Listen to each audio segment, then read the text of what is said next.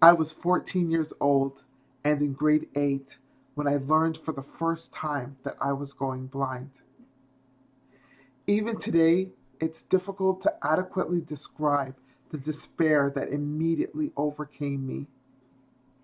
It was a dark heaviness that replaced the void where hope should have been. For the most part, I kept my diagnosis a secret, not willing to give voice to a future that I simply didn't want. Ironically, at 16 years of age, I accepted a position at a March of Dimes summer camp for disabled adults. I became particularly close to one camper. His name was John. He was a 40-ish-year-old white man with dark hair and a mischievous grin. John's last name was Black, and at the time, my last name was White, and we loved to make jokes and cracks about the juxtaposition of our surnames. I spent as much time as I could with John. He always lightened my spirits. One evening after dinner, I took him outside to get some fresh air. I don't even remember how it happened, but I did end up making a very emotional confession to John about my diagnosis and its predicted outcome. I remember ending with the phrase, "It's not fair," and then turning away as my eyes welled up with tears. I thought about how much I enjoyed being with the campers, and I even enjoyed caring for them, but I still didn't want to be one of them, disabled.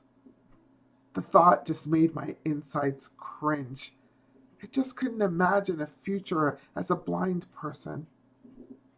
When John asked me to look at him, I initially refused. But when he asked a second time, I just couldn't deny my friend's request. When I turned and looked at him, I saw his usually twinkling eyes regarding my tear-stricken face soberly. "I understand," he said, and then he told me his story. As a young adult, he had been hanging out in a park with one of his friends at night when they heard screams coming from a nearby alleyway.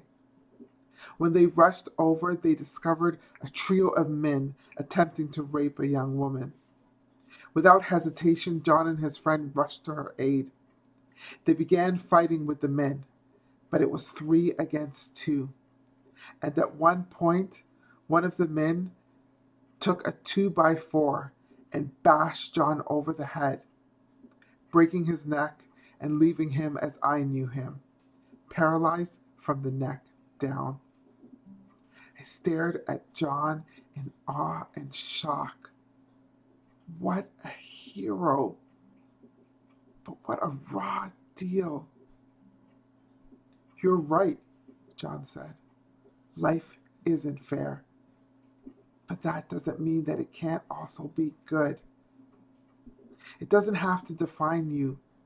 You can have really good friends, and you can still laugh with them until your belly aches." When John said that, it was like scales suddenly fell from my eyes, and for the first time, I really could envision a different perspective of life and living with a disability. When we resist life's hardships, it doesn't change them. And the road called acceptance is lined with plenty of hope, good times, and friends.